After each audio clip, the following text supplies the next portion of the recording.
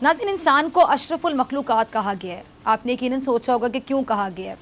क्योंकि इंसान में सोचने की, समझने की सलाहियत है। इंसान अपने रास्ते का जो इंतखाब है वो ख़ुद कर सकता है, और इंसान बुराई से अच्छाई की जानिब कभी भी लौट सकता है। याद रखिएगा, इंसान में फ़ैसला करने की जो सलाहियत है वो भी मौजूद है। लेकिन यही इंसान, अब ज़रा सोचिए, यही इंसान अगर बुराई की दलदल में गिर जाए, अगर यही इंसान गुनाहों का पुतला बन जाए, अगर यही इंसान अपनी इंसानियत को ही ख़त्म कर दे, तो फिर पूरी दुनिया में इससे बुरा जानदार आपको ढूंढ कर भी नहीं मिलेगा। सबसे बुरा जानदार यही इंसान ठहरेगा। इसी तरह सियासत को कहा जाता है इबादत। आपने सुन रखा होगा, सियासत इबादत है। अब इसकी भी कोई ना कोई वजह होगी क्यों कहा गया। क्योंकि सियासत के ज़रिए खल्क़े खुदा की खिदमत की जा सकती है, रियासत की फ़लाह व बहबूद, मुल्क के लिए बेहतर फ़ैसले किए जाते हैं इसी सियासत के ज़रिए, और तब ये इबादत कहलाती है।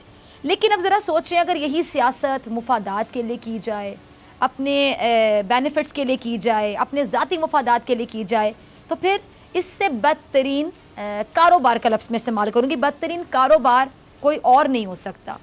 सियासत में कौन कब दुश्मन और कब दोस्त बन जाए, ये भी यकीन जानिए कोई नहीं जानता। सियासत फूलों का बिस्तर नहीं, कांटों का रास्ता है। मुश्किलात बहुत हैं, लेकिन मकसद अगर नेक हो तो यकीन जानिए इज़्ज़त बहुत मिलती है। अगर मकसद नेक हो, कौम को लीड करने का अगर मौका मिलता है। हमारे मुल्क में अल्हम्दुलिल्लाह जमहूरी निज़ाम भी कायम है, जिसकी बुनियादी ज़रूरत ही मेरे ख्याल से सियासत है। अब इसी सियासत में हमने देखा कि कई उतार चढ़ाव आते हैं। हमारे मुल्क की सियासत की अगर बात की जाए तो उसमें भी एक अंसर पाया जाता है, वो है गैर यकीनी का अंसर। मुल्क की 3 बड़ी सियासी जमातें सोचें, जिनमें से 2 ऐसी जमातें हैं जिनके पास मुल्क का इक़्तिदार कई बार आया, एक बार से ज़्यादा बार आया, एक दूसरे के ख़िलाफ़ सख्त तरीन मुहिम चलाई, एहतजाज किए, और फिर जब ज़रूरत पेश आई तो एक भी हो गए। इंतखाबात से पहले भी ये 2 बड़ी सियासी जमातें एक दूसरे से हाथ मिलाने को तैयार नहीं थी, लेकिन आज फिर मुत्तहिदा अपोजिशन के नाम पर इकट्ठे हैं। अब तीसरी जमात की बात कर रहे थे, तहरीक इंसाफ, जो कि पहली बार मुल्क के इक़्तिदार पर बुराजमान है। मसाइल और बहरान मुल्क को दरपेश हैं।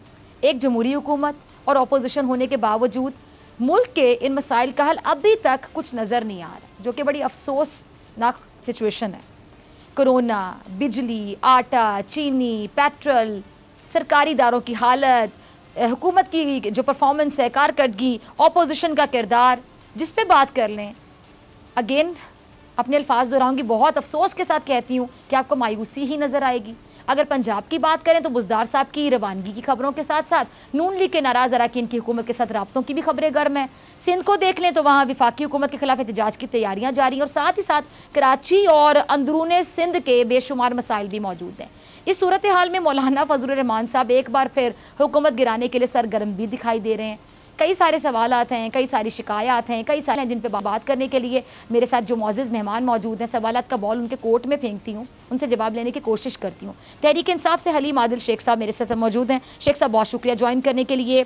और जमीयत उलमा इस्लाम फेस से मुफ्ती किफ़ायतुल्लाह साहब मेरे साथ मौजूद हैं। मुफ्ती साहब आपका भी बहुत शुक्रिया वक्त देने के लिए। मुस्लिम लीग नून से शाइस्ता परवेज़ मलिक साहिबा मेरे साथ मौजूद हैं। शाइस्ता साहिबा आपका भी बहुत शुक्रिया ज्वाइन करने के लिए। और मुस्लिम लीग नून से ही मेरे साथ मौजूद हैं निशात डाहा साहब। डाहा साहब वार्म वेलकम। अच्छा जी, गुफ्तगू का आगाज़ में डाहा साहब आपसे करना चाहूँगी। निशात साहब, अपनी जमात से आप लोगों की जो नाराज़ी है वो मज़ीद बढ़ गई है। आज ज़रा खुल के शेयर कीजिएगा कि बुनियादी मसला आप लोगों का है क्या? बिस्मिल्लाहिर्रहमानिर्रहीम। जो बुनियादी मसला है ना, वो है मुलाकात का फुक़दान जी। क्योंकि हमारे जो कायदीन हैं, अच्छा, वो बिल्कुल कोई मीटिंग नहीं ले रहे काफ़ी महीनों से। ये आपको भी पता है, सब चैनल वालों को पता है, और कुछ नहीं पूछ रहे कि हाँ हमारा पुरसान हाल पूछने वाला कोई नहीं है। मिंबर जो है वो बहुत ज़्यादा परेशान है।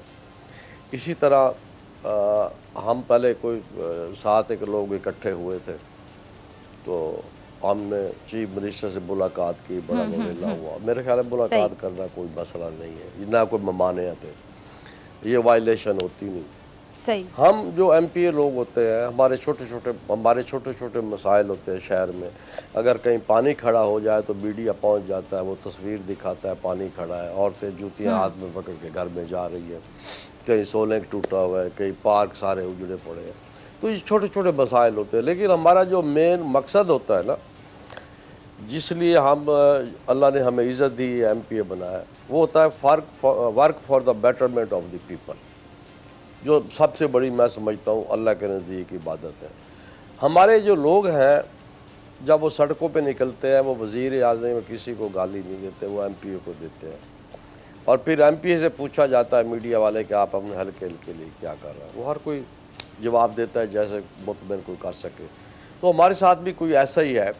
चलो ये तो है भाई, काम नहीं होते, लेकिन हमें आज दिन तक किसी मीटिंग में नहीं बुलाया गया, हमसे पूछा नहीं गया। मियाँ साहब को चाहिए हमारे साथ शेयर करें, हमें बताएं कि ये प्रॉब्लम है, हमारे जो केसेस के प्रॉब्लम है, जो बाकी प्रॉब्लम है, लेकिन चंद एक लोगों में मियाँ साहब घिरे हुए हैं। और मैं कहता हूँ कि ये जो लोग जिन्होंने घेरा हुआ मियाँ साहब को, जो शाम को कहते हैं सब ओके, सब अच्छे की रिपोर्ट देते हैं, ये गलत है। ये अब आप देखें कि ये काफ़ी इनके जो मेंबर हैं तादाद दिन ब दिन बढ़ती जा रही है, और उसकी यही वजह है। चलो मुझ पे तो आप इल्ज़ाम लगा सकते हो कि मैं जी लालची हूँ या पता नहीं किस लिए मैं गया हूँ, तो ये सब अभी तक वहाँ तक पहुँचे नहीं आगे तक, तो इनके बारे में आप क्या कहेंगे? यही है ना कि वो लोग बददिल हैं, उनको अपना फ्यूचर नज़र नहीं आ रहा, इनकी आपस में लड़ाइयाँ नहीं ख़त्म हो रही, तो हम लोगों का क्या कसूर है? हम तो ऐसे समझ लो कि चीफ मिनिस्टर या पार्टी काजी के सामने काउंसलर हैं जिन्होंने नालियाँ सोलह करानी। अच्छा, शाइस्ता साहबा यहाँ पे मौजूद हैं, मुस्लिम लीग नून को रिप्रेजेंट कर रही हैं। शाइस्ता साहबा, इनकी नाराज़गी पर आप क्या कहना चाहेंगी? क्या समझ आती है आपको? बिस्मिल्लाहिर्रहमानिर्रहीम, thank you for having me in your program. मैं क्या कह सकती हूँ डॉक्टर साहब, मैं सिर्फ इतना कहूँगी कि मेरे भाई ने इतनी जल्दबाजी की, इतना भी सब्र ना किया और अपने वोटर को मायूस किया। उस वोटर को जिसने इनको कामयाब किया, उस वोटर को जिसने इन्हें यहाँ तक पहुँचाया, उस वोटर को जिसने PMN को वोट डाला था, उस वोटर को इन्होंने मायूस किया। देखें, इंसान पे PMLN जो है नवाज लीग, ये बहुत सख्तियों से गुजरी है और मुश्किल हालात से पहले भी गुजरी है, लेकिन मेरे भाई अच्छी तरह जानते हैं कि जो लोग अलग हुए उनका क्या अंजाम हुआ। देखिए, ये इनकी मर्जी है, ये इनका ज़मीर है, ये इनका फैसला है कि ये किस तरफ खड़ा होना चाहते हैं और इनको तारीख किस तरह याद करेगी, ये इनका अपना ज़ाती फैसला है। लेकिन जो मेरे भाई कह रहे हैं ना कि कोई मीटिंग नहीं, कोई मुलाकात नहीं, देखिए सब मुलाकातें भी थी, मीटिंग्स भी थी और वीडियो लिंक्स पर भी थी, लेकिन फिर ये कोरोना का हो गया और मुलाकातें पर्सनल फेस टू फेस रुक गई। लेकिन देखें कायदीन, आप किसी आइडियोलॉजी की वजह से किसी वजह से तो आप किसी पार्टी के साथ खड़े होते हैं ना, तो मुझे नहीं पता मेरे भाई को क्या नाराजगी है, मुझे नहीं पता कि इनके क्या मसले मसाइल हैं, लेकिन मसले मसाइल की बात काट रही शाइस्ता साहिबा, अभी सिर्फ शाहजहां साहब नहीं है, इन समेत कई लीगी अरकान हैं, लगभग 14-15 इनकी तादाद है। शाइस्ता साहिबा, ये नून लीग से नाराज हैं। अब एक जानिब तहरीक इंसाफ की हुकूमत गिराने की बातें हो रही हैं, नून लीग कर रही है, इसका जवाब मुझे ये बात ही करना चाहिए। लोग ये सवाल उठा रहे हैं, आप मेरा जरा सवाल सुनिएगा कि सिर्फ ये नहीं है, इनकी तरह और भी 14-15 लोग मौजूद हैं जो कि नाराज हैं। एक जानिब नून लीग तहरीक इंसाफ की हुकूमत गिराने की बात करी है, लेकिन पंजाब में अगर आपकी जमात का फॉरवर्ड ब्लॉक बनता दिखाई दे तो फिर जी डॉक्टर साहब, नाराजगियां तो होती हैं, नाराजगियां तो एक खानदान में बहन भाइयों में भी होती है, तो क्या हम खानदान छोड़ देते हैं? हम फिर भी अपने डिफरेंसेस को लेकर साथ चलते हैं, कायदीन से गिला करते हैं। अच्छा, आपके सवाल का जवाब मैं देती हूँ। खानदान में जब नाराजगियां होती है तो मनाया जाता है, इनको मनाया गया, मतलब पूछा जाता है कि आपका दिल क्यों खराब है, आप किस बात पे नाराज हैं, क्या एक्सपेक्टेशंस थी? इन्होंने हमसे कहा होता है ना कि मैं नाराज हूँ और इस बात पे बात ये है कि हमें तो आपके थ्रू शाइस्ता बीबी ने जैसे फरमाया कि ठीक है, आज ये मुलाकात कर रहे हैं, ये इनका अपना ज़ाती फैसला है। ठीक है, चलिए निशात साहब आपकी बारी पे मैं आपसे पूछूंगी, ठीक है? यानी शाइस्ता साहबा ने साफ कहा कि आपने पार्टी से गिला नहीं किया, आप डायरेक्ट फिर इसका मतलब टीवी पर आ गए, आपने पार्टी वालों से बात ही नहीं की। इसका जवाब मैं आपसे आपकी बारी के टाइम पर लूंगी। मुफ्ती किफायतुल्लाह साहब, मैं आपकी तरफ आना चाहूंगी, मेरे शेख साहब की तरफ भी आती हूँ। शाह साहब आपकी बारी पे आती हूँ, बाकी दोनों मेहमानों का भी वक्त, उनको भी जरा मैं शामिल गुफ्तगू करूँ आपकी इजाजत से। मुफ्ती किफायतुल्लाह साहब आपकी तरफ आती हूँ। मौलाना फजल रहमान साहब का जो हुकूमत के खिलाफ पहला मार्च हुआ था, आपको भी याद होगा मुफ्ती साहब, उसमें नून लीग और पीपल्स पार्टी का किरदार आपको तसल्ली बख्श दिखाई दिया था, या फिर मायूस कुन दिखाई दिया था? बिस्मिल्लाहिर्रहमानिर्रहीम। सबसे पहले तो आपका शुक्रिया कि आपके हवाले से हमारी हम तक पहुंचाती है। ये जो हमारा धरना था इसकी कॉल हमने खुद दी थी, इनसे मशवरा नहीं किया था और वो कोई जॉइंट एक्शन नहीं था, बल्कि हमारा सोलो एक्शन था।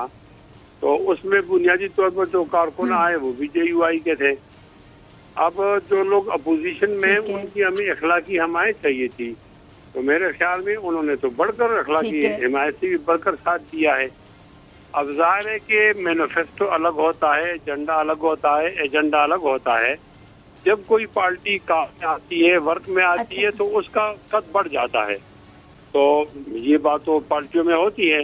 तो उसका सारा चेहरा मुफ्ती साहब, नवाज शरीफ साहब ने तो आपको याद होगा एक यादगार खत भी लिखा था जब आप लोगों ने एहतजाज करना था कि भरपूर शिरकत करें, लेकिन शिरकत की गई थी भी भरपूर नून लीग की जानिब से। बड़े आए और उन्होंने वहाँ बयान भी किया। इससे ज्यादा तो हम चाहते भी नहीं थे कि उनको हम मुश्किल में डाल दें। तो मैं समझता हूँ कि पिछले धरने के अंदर अच्छा बस ये करना था जो किया था, क्या हुआ, क्या वायदा में मिला, क्या कोई हमें गिला नहीं है। अच्छा मुफ्ती साहब, नवाज शरीफ साहब ने, आपको याद होगा, एक खत भी लिखा था, एक खत भी भेजा गया था जिसमें बाकायदा कहा गया था कि भरपूर शिरकत करें, तो फिर वो भरपूर शिरकत की गई नून लीग की जानिब से?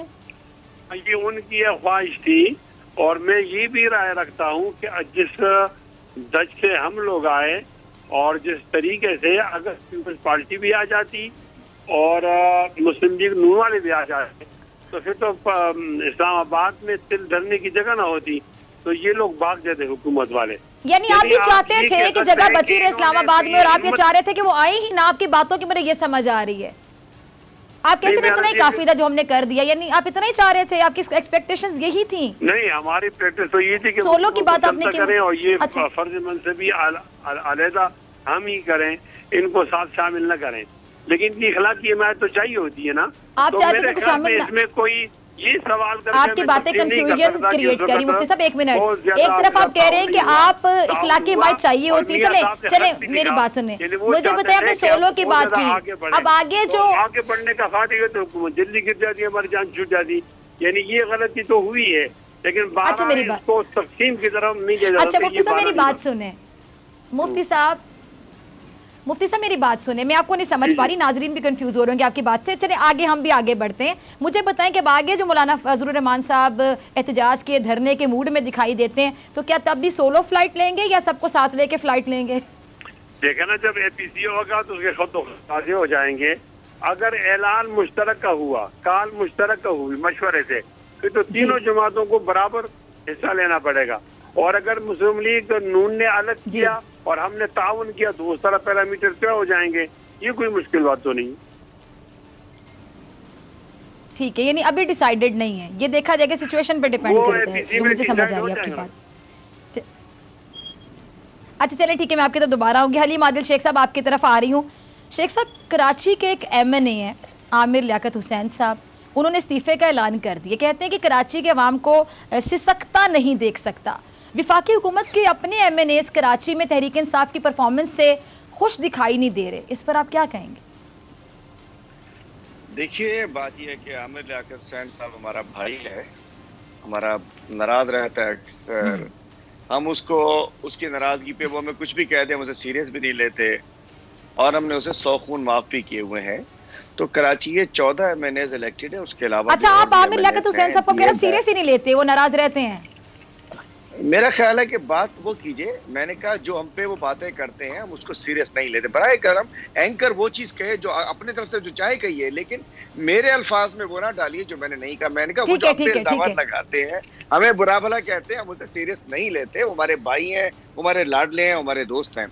लेकिन आपको बताता चलूं कि 13 MNAs उनके अलावा और भी हैं और 30 MPAs और भी हैं, जिसमें से 22 सिलेक्टेड MPAs हैं। अल्हम्दुलिल्लाह सब मुतमईन है, सब ठीक जा रहा है।